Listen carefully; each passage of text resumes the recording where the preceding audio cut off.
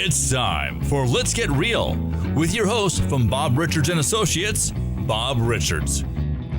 Bob, how you doing? Michael, it's a gorgeous afternoon. Absolutely doing great. Thank you. Thank you for allowing me to be a part of your Good show to be today. with you. Thank you. We always have a good time here. We do. We do.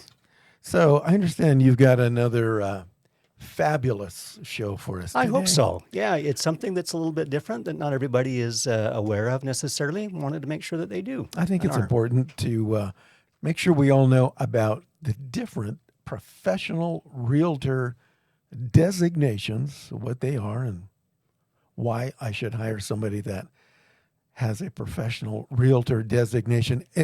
Isn't realtor good enough? It's like, well, I hired a realtor. Yeah. There's more to this. There is more to it. Let's get real, Michael. Yeah, There's tell all me. sorts of different agents that are out there. Some are just known as sales agents. Some are affiliated with the National Association of Realtors and are actually called Realtors. Others are just real estate agents or sales agents, like I said before. And there's a big difference when you actually go above and beyond the Realtor designation. That's what I wanted to talk a little bit about today because it makes such a huge difference between that agent relationship with the buyer or the seller that the agent, through training and through a lot of hours of classes and education, are aware what their client is in need of based upon the designation that they have or designations that they have. So, what are some examples of the different designations that a realtor can earn? Yeah, there's you've got the Certified Residential Specialist designation. This is one of the top designations in the residential arena, just as the CCIM designation is and the highest rank commercial designation that is available. There's also an ABR, where you're an advanced buyer broker for your buyers. There's also a seller one that is also for particularly sellers, how to work best with that seller. What are they looking for? What are their needs? How to present what you have for them so that they, again, can make that informed decision, both with who they're wanting to hire, as well as what's the process? I haven't sold a home for 30 years. What do I need to do? So that agent needs to have those designations. There's another one that's even a green designation. If somebody is trained in green things of not plants, but we're talking environment and things from solar panels to rainwater and recycling rainwater and that kind of a thing. There's even that. There's others that are second home and hospitality or resort properties. I'm a member of that. There's another one that's a graduate of Realtors Institute. Oh my goodness, Michael, there's probably about 18 to 20 of these designations that are offered through the National Association of Realtors for realtors to up their game and not the revolving door agent that's in for a good time, and then when things change, they're out and they're back at a different job. This is the career realtor that is who you're going to and want to hire in representing you as a buyer or a seller. Wow. 18 different designations. So what I'd like you to do is I would like you to name all 18 in alphabetical order and present a 10-minute dissertation on the features and benefits of each particular realtor designation. Ready, go. All right, let's get started. No, I wish I could. I won't bore everybody out there with it, but just to be aware that those are questions that you should ask your realtor. You need to find out and inquire, what else have you done in your career besides becoming a realtor or a real estate agent? If they can't provide you any certifications or advanced designations that are nationally recognized and nationally known, you may want to think of somebody else to work with. I know about the GRI, Graduate of Real Estate Institute designation. That seems to be a very popular one, and the ones that the people that I know, they really won't work with a realtor that isn't a GRI graduate, so to speak. What is entailed in getting that particular certification or designation? Yeah, when we go to get our real estate license, we're basically taught in real estate school how to pass the test. That's really it. After that, your broker says, here's your desk, here's your phone, good luck to you, I'm down the hall. So the Graduate of Realtors Institute is the next step up from getting your license. And what that does is that provides you the ability to explain a little bit more about your profession and what your role is in the transaction, what your role isn't in the transaction, how you are there to be their advocate or associate or realtor or whatever you want to call them, then that way you're stepping up above just, well, here's the kitchen and it's got a 2-car garage. Do you like it? It's more than that. It's far more than just pointing out things that are obvious. It's actually having a fiduciary representation and responsibility for that particular buyer or seller. So that's always the first one, Michael, that's the most popular out of all the designations in the country. Yeah, I've seen a lot of those. I know that realtors have to earn a certain amount of continuing education credits in order to get their license renewed. So, how many CE credits do they need, and how long does the license stay in effect until it needs to be renewed? Yeah, our licenses are good for 2 years. Okay. And then at the end of 2 years, prior to the end of that second year, we are to have completed 18 hours of continuing education. That can be through these designations. It could be other means or classes that are taught online or in person, and certain required ones that the state of Utah must have the realtor take and pass in order to receive that renewal of their license. So, is that part of would that be considered a professional realtor designation? The fact that you passed the test and got 18 continuing education credits, or is that just what you need to be considered to be a realtor? Yeah, just what keeps you in the business and keeps your shingle out that says open. So if I'm dealing with a realtor and they've been around for a while, I can pretty much be assured that they have passed the 18 hours of continuing education credits. They know what they're doing, and the state decided, yeah, they're okay, let's renew their license. Absolutely. So the GRI and some of these other ones, that's on top of the continuing education credits. It actually is, yeah. So these would take, like for one that I've got is a CRS, Certified Residential Specialist. That's almost like an MBA for realtors as it deals with residential buyers and sellers.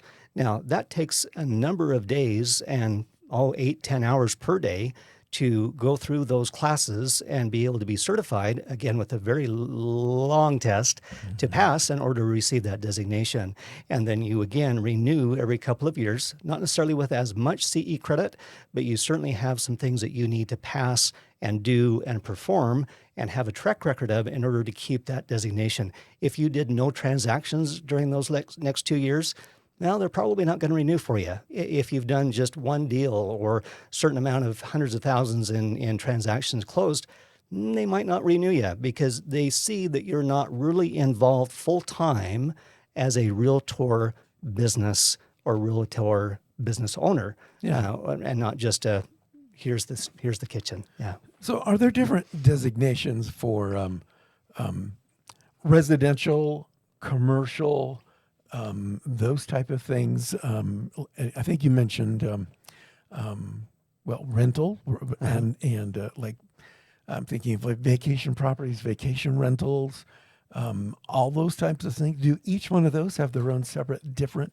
designation? Surprisingly, yeah, they do. Wow. It's amazing. So of the 18 or so, I have 11 of those designations. One that I've always wanted to have that just takes a long time, and it's like the designation of designations, is the CCIM designation. That's when you're a commercial broker and you are dealing with industrial property and retail and shopping centers and office buildings and apartment complexes and that kind of a thing. That's big time work if you receive that designation. I've missed that, unfortunately, but the others that I have, there's a social media designation that's available that I've received. There's one for, as you say, with property management. If you're a property manager for properties of your own, or if you have a property management business, then you need to have that designation again that separates you from the other competition that's out there. There's a variety of others that are dealing with technology and certain technology programs in which you need to be fluent with or aware of, like Excel, that you can help people with certain transactions relates to numbers and financials and qualifying for a loan. There's all of these different designations that are specialties that, again, if your agent doesn't have, you're just hiring a sales agent. And folks, there is a huge difference in your protection, your coverage, and the least amount of liability on you that falls now onto the realtor to make sure you are protected. So how do I know that you or my realtor has all of these different designations? I mean, if you've got 11 out of the 18, how do I know you've got that? Do you put them all on your business card? That would take up the entire backside of a business card. It would. It'd be like that kind of size of like, business card, like Michael. a book. It's like, I have 11. Yeah. Man, so how do I know which designations my realtor has and how do they benefit me? Yeah, the designations are typically acronyms, usually 3 or 4 letters. I've been told by my wife that the SOB designation I do not have, so I'm glad about that. Oh, I've got that. You got that one? I got Okay. continuing education credits for that. I've been in a class for over 30 years. It was easy to get. It is. No, I highly recommend that people, buyers and sellers, when they interview for their realtor who's going to represent them, ask what professional designations do you hold? What is making you different in the industry that I should be aware of versus somebody that's just been in business for 3-4 months? They're hungry, but are they going to protect your hundreds and thousands of dollars of investment? So yeah, they should be presenting that information to you if they have it. If they're not presenting it, and guess what? They probably don't have it. Yeah, they probably don't. I think that's from a marketing standpoint, I think that's a great USP or unique selling point that you as a realtor, in fact, any realtor has this. People would say, well, why should I do business with you? I mean, there's like 8,000 realtors in this area. Yeah. What sets you apart and makes you different? Well, I better have 18. I better have 11 out of the 18 realtor designations. This is what they are. And here's how they benefit you in your particular transaction. And I'm one of the only realtors in the area that has these designations. So it all boils down to, I'm going to help you to save time. I'm either going to save you money, I'm going to help you make more money. Mm-hmm. So I think it's important that as a seller and maybe even as a buyer, that I interview my realtor and make sure that they've got the proper designations that fit specifically what I'm looking for. Because I probably wouldn't want to buy, correct me if I'm wrong, I probably wouldn't want to work with if I'm buying a commercial property, I would probably prefer to work with somebody who's certified or has the commercial designation, Yes, rather than somebody that's just residential. right, and winging it. Yeah, because all we got to do is sign the paperwork. Oh, there's more to it than that. Yeah, absolutely is. It is expensive. These designations cost a lot of money. But if you're going to be in business for a while, they are worth it because, again, those credentials are behind you. Not that it says MBA or PhD, but in the industry, if I'm a realtor and I have a client that I want to refer, let's say going to Austin, Texas, I will look first for a realtor that has a CRS. I'm not going to necessarily choose a Berkshire Hathaway agent, that the brokerage that I'm affiliated with. I may not, but I always look at the experience of the designations of the realtors that I'm sending that lead to or that referral to. I want to make sure that they're just as well taken care of in Austin or wherever they're going as they would be as they have been with me in St. George. So that makes a big difference in my choice of who I send that referral to. So if somebody wants to send you a referral, or maybe after listening to the podcast, they go, wow, that Bob guy seems pretty sharp. I wonder what designations he has. Is there a place where they can go? Are they listed on your website, or where could somebody go to see your? Yeah, great question. Website, definitely. The Utah Association of Realtors has those designations as well online, utahrealestate.gov. But really on the websites, that's one of the best places to advertise. Social media, a lot of people just wouldn't see those 3 or 4 letters and think of anything of it because they're probably not engaged in the real estate industry where they're ready to buy or ready to sell. So they're just looking at acronyms that maybe don't have really any meaning to them. But once you're engaged and ready to do something, take time to peel back that onion with the realtor and make sure that they again have that behind them so that you're given the greatest advantage in your transaction. Are there designations specific to buyers and specific to sellers? There actually are. So you have an accredited buyer representative, which is called an ABR. You have a seller's accredited representative with his SAR, and there's a variety of others that are kind of in between. For instance, I have one that's called an SRES, that is Senior Real Estate Specialists. So those that are in their 50, 55 on up, there's a certain way to deal with and help them because there's more to it than just a transaction. There's their retirement, their Medicare, Medicaid, pensions. Do they do a reverse mortgage or not? What are the benefits? What are the negatives?